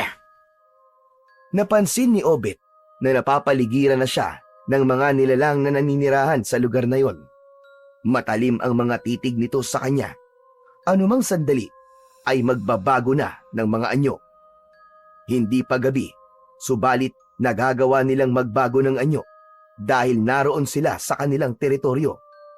Ang mga alagad ni Suprema ng mga sandaling yon ay naghihintay na lamang sa magiging utos ng kanilang pinuno. Wala ka ng kawala ngayon, kawawang bata! Nakapaligid na sa'yo ang mga kampon ko! Hindi pa rin ako natatakot. Handa akong harapin ang kamatayan ko para sa kapayapaan ng Baryo Batulaw. Samantala, sa lugar na pinagkukublihan ni na Lolo Samuel at Goyong, ay kanina pa sila nakamasid at nakikiramdam. Lolo Samuel, anong gagawin natin? Baka mapahamak si Obet. Ang dami nila na nakapaligid. Baka hindi sila kayanin ng kaibigan ko. Kinakabahan nga rin ako, Goyong. Lalo na't naroon ang Suprema. Anong gagawin natin, Lolo Samuel? Baka pati tayo hindi na makauwi. Dito na tayo pare-parehong mamatay. Nako naman. Ang bata ko pa para mamatay eh. Paano pa ako magkakaroon ng asawa nito? Ano ba sinasabi mo, Goyong? Ang bata mo pa para magkaroon ng asawa. Yun na nga po, Lolo Samuel eh. Napakabata ko pa para matodas. Samantala, habang nasa harapan ni Obet ang Suprema, ay gumagala ang kanyang paningin. Tinatansya niya ang dami ng mga alagad nito, kung paano niya uumpisahan ang pagharap sa mga ito. Kinapa niya sa kanyang bewang ang punyal na itinago niya roon. Yun lang ang kanyang magiging sandata na gagamitin at ang medalyon na nakapaloob sa kanyang t-shirt. Kaya hindi yun napansin ng Suprema. Dahil sa ginawa mong pagsama kay Eladio, ay para mo na rin inihatid ang sarili mo sa iyong kamatayan. Pero bago pa ako ang humarap sa iyo, dapat dumaan ka muna sa aking mga alagad. Alam kong minsan mo na silang napatakbo, pero iba sa pagkakataong ito. Mas malakas at buo kanilang loob sapagkat nandito sila sa aming teritoryo. Sige mga alagad, bigyan ng leksyon ang hambog na paslit na ito! Akala mo siguro urungan ko sila? Nagkakamali ka, Suprema! Tama na, Satsat! Ipakita mo kayo ng tapang mo! Nagsimula nang magbago ang anyo ng mga alagad ni Suprema. Mga aswang nakauri ng gabunan ang mga ito. Nagbago ang kanilang mga anyo at naging mabalasik at nakakatakot. Agad silang sumugod kay Obet na noon ay nakahanda na sa pag-atake ng mga aswang. Hinawakan ng maigpit ng bata ang punyal na tangi niyang sandata. Idinikit rin niya yon sa medalyon na nasa kanyang dibdib. Umaangil ang mga aswang na lumapit kay Obet. Gamit ang lakas ng isa niyang kamao, ay tumilapo ng isang aswang na tinamaan ng kanyang suntok. Ang iba naman ay natatamaan at nasusugatan ng hawak niyang punyal. Maging ang lakas ng kanyang paa ay nagamit na rin ni Obet. Sa lakas ng kanyang mga sipa, kapag tinatamaan ng kalabang aswang, ay bumubulagta kaagad ito. Kitang-kita ni Lolo Samuel at Goyong ang pakikipaglaban ni Obet sa mga aswang. Pinanood rin yun ng Suprema na hindi maiwasan ang humanga sa taglay na bilis at lakas ng bata. Subalit nalulungkot siya sa kinasasapitan ng kanyang mga alagad na tila isa-isang tumitilapon sa ere sa bawat suntok at sipa ni Obet. Nakita mo na, Suprema! Kakaiba ang lakas ng batang yan! Meron nga palang may pagmamalaki ang uhuging bata na ito. Maliit lang siya, subalit malakas at matapang. Nakikita mo ba ang medalyong suot niya, Suprema? Ayun o! Hindi niya akalain na lumabas yun. Tinago niya sa loob ng kanyang t-shirt. Napansin ko rin yun, Eladio. Malamang, doon nagmumula ang kanyang kakaibang lakas. Tama kayo, Suprema. Yan ang dapat puntiryahin. Kailangan maalis sa katawan ng bata ang suot niyang medalyon. Baka sakaling mapakinabangan din natin yon. Huwag ka mag-alala, mahal na Suprema. Ako ang bahala. Gagawa ko ng paraan upang maalis ko sa kanyang leeg ang kwintas. Oras na mailayo na sa katawan niya. Malamang, manghihina siya at yun na rin ang magiging katapusan niya. Habang abala sa pakikipaglaban si Obet sa mga natitira pang kampo ng kadiliman, ay umikot si Eladio. Nagbago ang kanyang anyo at naging ganap ding aswang. Ang kanyang gagawin ay hindi upang makipaglaban, kundi ang makuha ang medalyong suot ni Obet at mailayo sa katawan nito. Sapagkat walang kamalay-malay ang bata sa pinaplano ni Eladio na nasa anyong aswang na, nagawa niyang makalapit sa likuran ni Obet. Bigla itong dumamba sa bata na ikinagulat naman ito. Nagawang sugatan ni Obet ang halimaw na dumamba sa kanyang likuran. Subalit kasabay ng pagsugat niya ay nahawakan naman nito ang suot niyang medalyon. Sabay hila nito at naputol ang tali nun. Kaya nakuha ni Eladio ang medalyon. Subalit agad din niya yung nabitiwan dahil napaso ang kanyang kamay at naitapon palayo kay Obet. Sa pagkakatanggal sa leeg ni Obet ng medalyon, kasunod nun ay ang unti-unting pagkawala ng kanyang kakaibang lakas. Napaluhod ito sa lupa na tila hapong-hapo.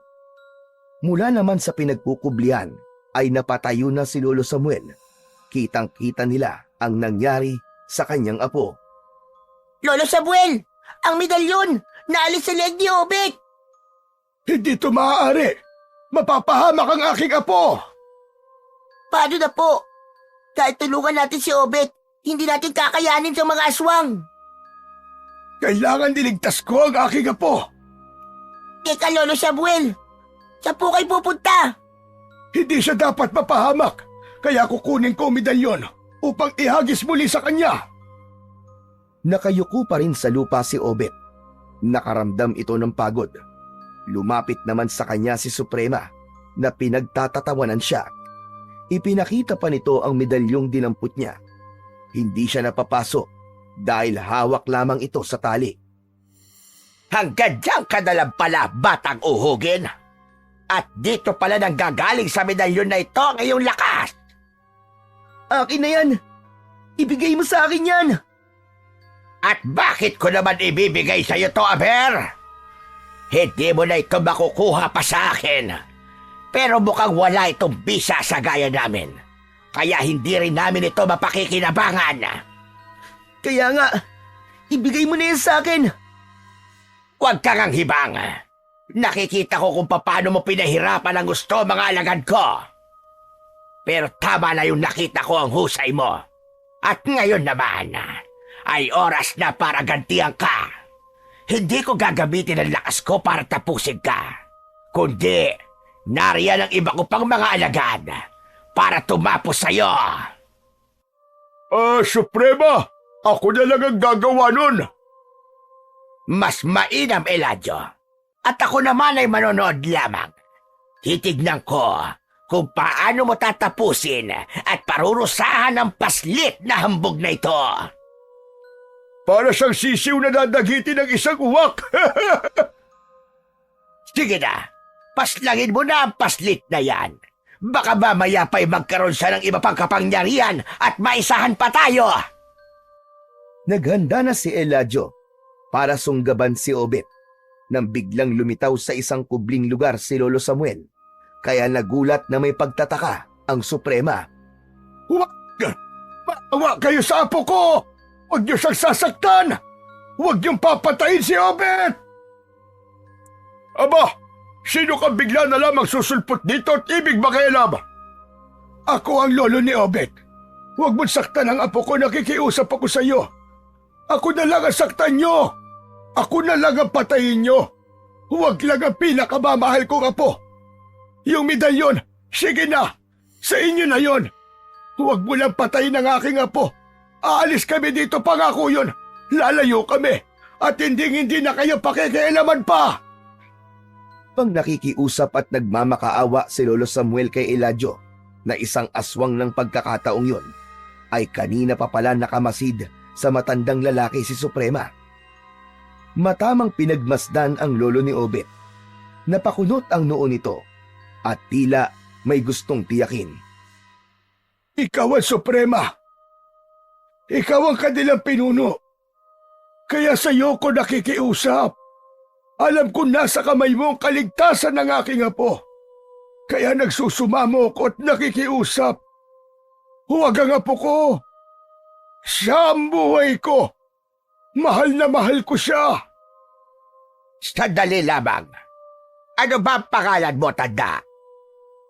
Ako ho si Samuel, ang lolo ni Obet. Natahimik ang Suprema. Nakatitig lang ito kay Lolo Samuel at ang paningin ay idinako rin kay Obet na noon ay tahimik na nagmamasid lamang.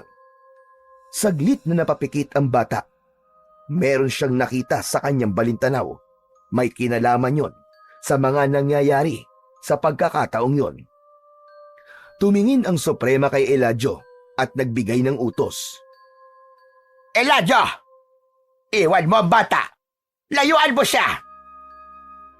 Suprema, huwag mo sabihin na tangay ka sa drama na matandang yan. Nagpapaawa lang yan sa'yo. Baka may iba yung pinaplano. Hindi, Eladio. Alam kong totoo kanyang sinasabi. At mahal na mahal niya kanyang apo. Suprema, lumalambot yata ang puso mo sa maglolo na yan. Ano ba nangyayari sa'yo? Abay, hindi ka naman dating ganyan ah. Saka, hindi ka dapat nagpapadala sa kanila. May mission tayo. At yun ang mas mahalaga. Alam ko, Eladio. Pero hindi ko maiiwasang masaktan at maawa sa kanila. Ano ka mo, awa?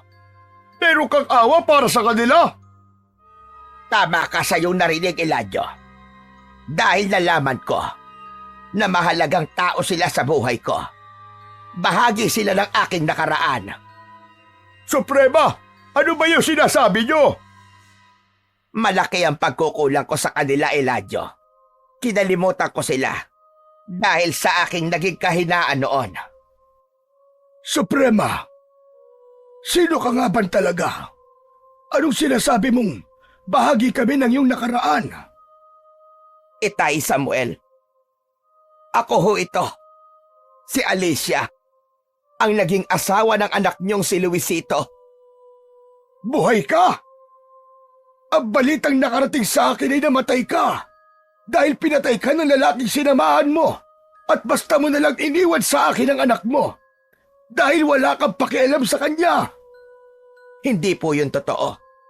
Wala akong lalaking sinamahan at kaya ko iniwan sa iyo ang anak ko dahil hindi ko alam kung anong buhay ang maibibigay ko sa kanya. Natakot ako. Ayoko maging miserable siya sa akin. Hanggang sa napasama ako sa mga taong labas na nangako sa akin ng magandang buhay. Isang grupo sila na may mga lahing aswang. Tinupkop nila ako. Tinanggap at naging katulad din nila. Hanggang sa natuto ko mamuhay sa bundok kasama nila. Kaya lamang, napatay ang mga kasamahan namin at sa akin naiwan ang pamumuno sa aming pangkat. Kung ganon, ikaw nga si Alicia, ang naging asawa ng anak kong si Luisito, na siyang ina ni Obet. Ha? Nanay ko po siya, Lolo? Oo, apo. Tama ang iyong narinig. Siya ang nanay na itinatanong mo sa akin. Kaya lang hindi ko alam kung paano ko sasagutin, apo. Dahil wala akong alam tungkol sa kanya. Ang matapang na muka at matikas na kilos ni Suprema ay tila nagbago. Mababa ka sa mukha nito ang pagsisisi, ang kasabikan at ang pagtataglay ng puso ng isang ina. Lumapit siya kay Obet. Nakatitig sa kanya ang bata. Inilahad ni Suprema ang kanyang palad sa harap ni Obet. Naroon ang tila paghingi ng kapatawaran. Obet! Anak ko! Bagamat nasa isipan ni Obet ang kalituhan at pagkabigla sa mga nangyari, umiral pa rin ang kasabikan niya sa ina. Lalo na ng sandaling yon ay iba ang nararamdaman ng bata habang nagsusumamo at inilahad ni Suprema ang kanyang mga palad. Ipinatong ng bata ang kanyang kamay sa palad ng babaeng kaharap. Hinawakan ni Suprema ang palad ni Obet. Kasunod nun ay ang pagyakap. Kusa namang napayakap na rin si Obet sa kanyang ina. Ibang-iba ang kanyang pakiramdam nang yakapin siya ni Suprema. May binubulong ang kanilang mga puso. Obet! Obet, anak ko! Patawad! Patawarin mo ko, anak! Nanay! Nanay ko! Hindi na rin kinaya ni Lolo Samuel ang tagpong nakikita niya. Naramdaman na lamang niyang tumutulo ang kanyang luha mula sa kanyang mga mata. Hindi dahil sa kalungkutan, kundi dahil sa sobrang kasiyahan. Sapagkat magkakaroon na ng katuparan ang matagal nang inaasam-asam ni Obet na may tawagin itong nanay. Sa pagkakataong yon ay tunay niyang ina ang kanyang kayakap.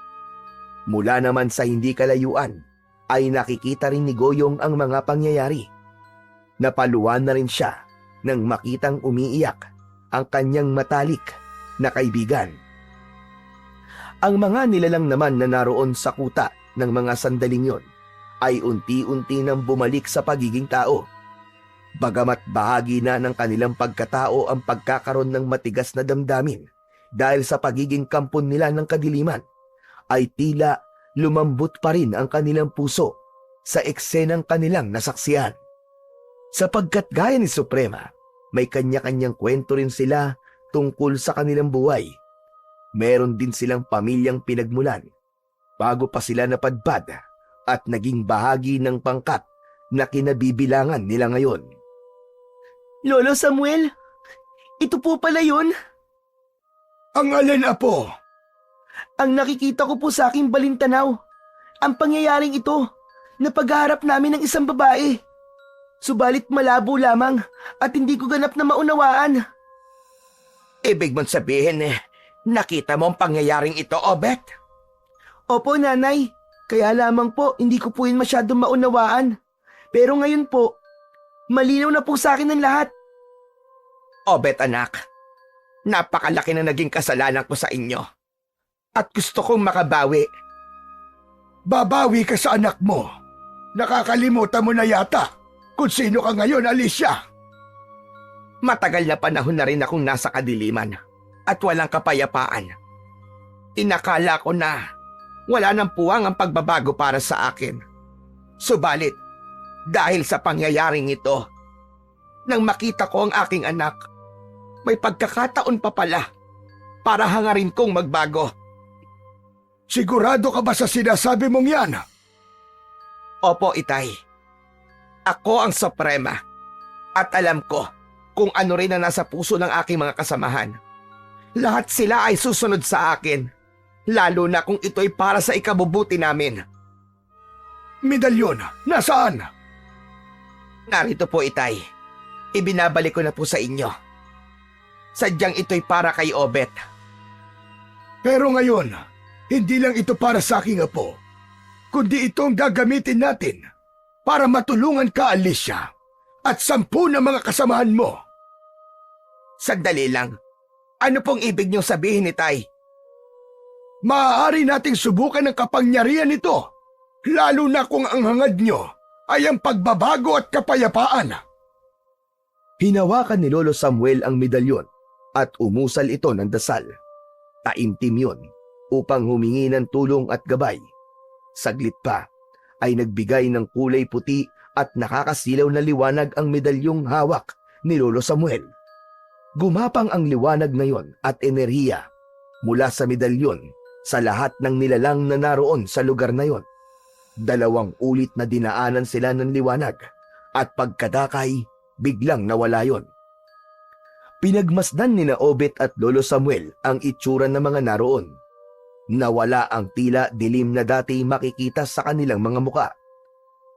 Napalitan yon ng maaliwalas na itsura. Ganon din si Suprema. Malaki ang ipinagbago ng itsura nito. Ang mabalasik at matigas na anyo ay nawala. Ibang-iba ang pakiramdam ko ngayon. Inalis ng medalyon ang itim na espiritu na lumukob sa amin. Nagkaroon ng bisa ang medalyon. Tinulungan kayo para makapagbago at simulan ng isang bagong buhay tungo sa kabutihan at kapayapaan. Lolo Samuel, ibig bang sabihin ito? Makakasama na natin si nanay sa pag-uwi natin? Oo, apo. Hindi ka na iiwan ng iyong nanay. Yumakap si Alicia sa anak. Ngayon, mababaon na sa limot si Suprema. Kundi siya na ngayon, si Alicia, ang ina ni Obed. Gagawin ko ang lahat, anak, para makabawi sa mga panahong hindi tayo magkasama. Salamat po, nanay. Ang saya-saya ko po. May nanay na akong ipagmamalaki sa mga kaibigan ko. Pagbaba nila ng kagubatan, kasama ang mga dating tauhan ni Suprema, ay umaasa sila sa isang mas magandang buhay na kanilang inaasam-asam. Tapos na ang pagpapaalipin sa kasamaan at pagtataglay ng isang prinsipyong ipinaglalaban na walang malinaw na patutunguhan. Handa na nilang harapin ang tunay na pagbabago para sa ganap na kapayapaan at katahimikan ng kanilang buhay. Dahil sa impluensya ng iba, ay nahuhulog minsan ang mga tao sa maling pananaw at paniniwala na hindi nila iniisip na ikakapahamak nila. Subalit alam natin na sa bawat nagiging pagkakamali ay naroon ang pagkatuto upang mas maging mabuti tungo sa tunay na pagbabago.